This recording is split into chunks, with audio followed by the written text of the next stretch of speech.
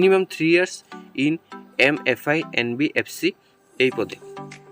আপনাদের এখানে branch manager পদে অ্যাপ্লিকেশন করতে হলে প্রথমত মিনিমাম গ্র্যাজুয়েশন পাস করা হতে হবে। এজ লিমিট রাখা হয়েছে 22 থেকে 34 ইয়ার্স। এখানে এক্সপিরিয়েন্স রাখা হয়েছে মিনিমাম 3 ইয়ার্স।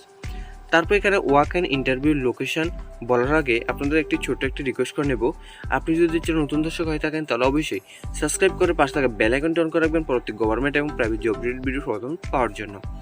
তারপর এখানে ইন্টারভিউ লোকেশন এখানে দেওয়া রয়েছে কৈলাসহর, আগরতলা, খোয়াই এই 3টি স্থানে কিন্তু আপনাদের এই রিক্রুটমেন্টটি নেওয়া হবে।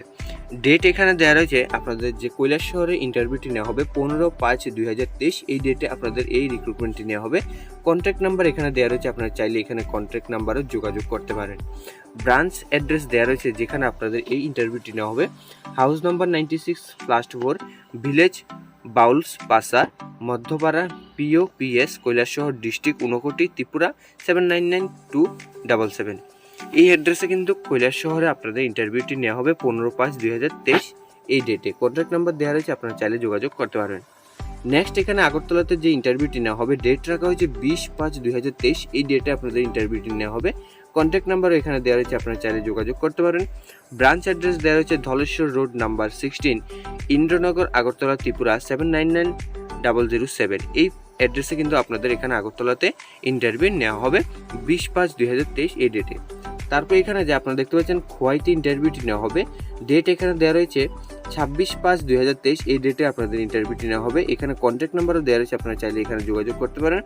তারপর এখানে ব্রাঞ্চ অ্যাড্রেস দেওয়া রয়েছে 13/50 near hospital, PO Khowai, West Tripura 799201। এই অ্যাড্রেসে কিন্তু খোয়াইতে ইন্টারভিউটি নেওয়া হবে। তো এটি হচ্ছে ওয়াকের ইন্টারভিউর লোকেশন, আপনারা এখানে দেখতে পাচ্ছেন সম্পূর্ণ ডিটেলস বলে দিয়েছি আপনাদের।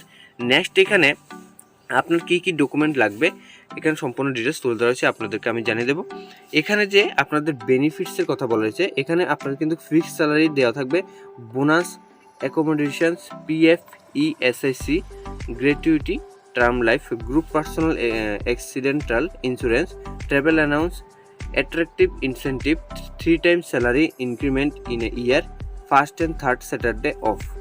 অর্থাৎ আপনাদের কিন্তু এখানে 3 times স্যালারি ইনক্রিমেন্ট করা হবে প্রত্যেক ইয়ারে। তারপর এখানে ফার্স্ট অ্যান্ড থার্ড স্যাটারডে আপনাদের অফ থাকবে। আপনাদের কিন্তু এখানে বেনিফিটসের মধ্যে ফিক্সড স্যালারি দেওয়া থাকবে প্লাস অনেক বোনাস আপনারা পেয়ে যাবেন।